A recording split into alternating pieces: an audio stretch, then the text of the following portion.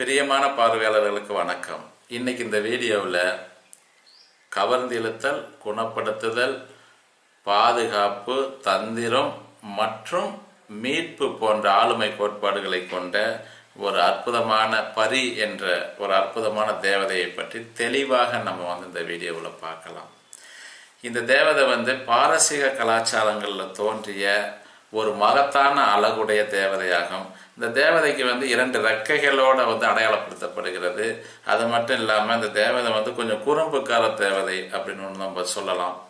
மேலும் இந்த தேவதையை வால் நட்சத்திரங்களுடைய ஒரு குணப்பாங்குகளை கொண்ட இதாக அடையாளப்படுத்தப்படுகிறது. இது கலைத்துறை வல்லுநர்களாலும் மற்றும் ஆன்மீக நடைமுறைகளிலும் இந்த தேவதை பயன்படுத்தப்படுகிறது. மேலும் பொருளாதாரம், வணிகம் மற்றும் காதல் மந்திரங்களுக்கு இந்த தேவதை பயன்படுத்தலாம்.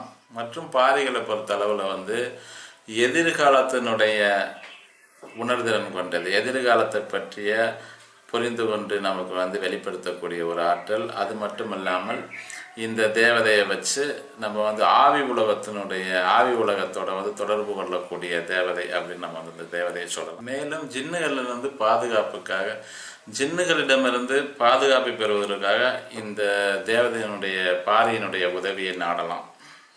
மற்றும் இந்த தேவதையை ஒரு சின்ன தேவதையை பற்றி ஒரு சின்ன குறிப்பு பார்த்தோம்னா, இந்த தேவதை பாரசீக கலாச்சாரங்களில் சில மரபுகளில் இந்த பாரிங்கிறது வீழ்ந்த தேவதைகளின் வழித்தோன்றல்களாக இருக்கலாம் அப்படின்னு ஆதியில் நமக்கு ஒரு கருத்து இருக்கு. மேலும் இந்த பரிகளை பற்றி ஒரு சின்ன விஷயங்களை பற்றி நம்ம தெரிஞ்சுக்கலாம். ஏன்னா ஒரு தேவதையை பற்றி ஓரளவுக்கு சில விஷயங்களை தெரிஞ்சுக்கிட்டு தான் அந்த தேவதைகளை எடுக்கணும். ஏன்னா அப்போ தான் நம்மளுடைய ஒரு எதிர்காலத்தில் ஒரு சிறப்பாக இருக்கும். அதனால் ஒரு சின்ன விஷயத்தை பற்றி தெரிஞ்சுக்கலாம். அதாவது பாரிகள் ஆரம்ப காலங்களில் பாரசீக கலாச்சாரங்களில் சில மரபுகளில் கொஞ்சம் வீழ்ந்த தேவதைகளின் வழித்தோன்றல்களாக குறிப்பிடப்பட்டிருக்கிறது. அது மட்டுமல்ல, பிந்தைய காலங்களில் அதே பாரிகள் பிந்தைய காலங்களில் ஒரு நேர்மறையான வரவேற்பை பெற்று ஒரு கருணை கொண்ட ஒரு அழகான தேவதையாக குறிப்பிடப்பட்டிருக்கிறது. அது ஆதியில் ஒருவேளை பாரசீக சொல்லா கூட இருந்துக்கலாம். ஜின்னுகள் அப்படிங்கிறதுக்கான ஒரு பாரசீக சொல்லா கூட ஆதியில் பயன்படுத்தியிருக்கலாம். காலங்கள் மாறும்போது இது ஒரு நல்ல ஆவி, அதாவது ஒரு நேர்மையான ஒரு கருணையுள்ள அழகான ஆவியாக இப்போ ஒரு குறிப்பிடப்படுகிறது. அதே சமயம் அரேபியா கலாச்சாரங்களில் எப்படி இருக்குன்னா, கூரிஸ்களோட அதனுடைய மரபுகளில் ஒரு ஒருங்கிணைக்கப்பட்டதாக நம்ம ஓரளவுக்கு புரிஞ்சுக்க முடிகிறது.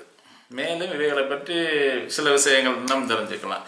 அதாவது எப்படின்னா, உங்களுக்கு வானதூதர்களுக்குள்ள ஒரு கலகம் கிளர்ச்சி நடந்த போது சொர்க்கத்தினுடைய கதவுகள் மூடப்பட்டதாகவும், அதற்கு பிறகு சொர்க்கத்தில் சிக்கியவர்கள் எல்லாம் தேவதூதர்களாகவும், நரகத்தில் சிக்கியவர்கள் எல்லாமே பேய்கள் சாத்தானாகவும், இந்த இரண்டுக்கு இடையில சிக்கின தேவதைகள் எல்லாமே பரிகளாகவும், அது மட்டும் இல்லாமல் மேலும் இந்த சொர்க்கத்தில் தெய்வீகத்தன்மையே இல்லாத சில தேவதைகள் இருந்ததாகவும், அதை சொர்க்கத்தை விட்டு வெளியேற்றியதாகவும் சில மரபுகளில் வெளிப்படுத்தப்பட்டிருக்குது.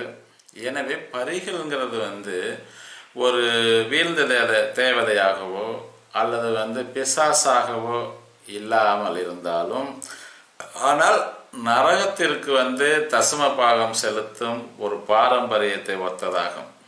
எனவே இந்த பாரிகள் என்கிறது இரண்டும் கெட்ட ஒரு நிலைப்பாடை கொண்டதாகும்.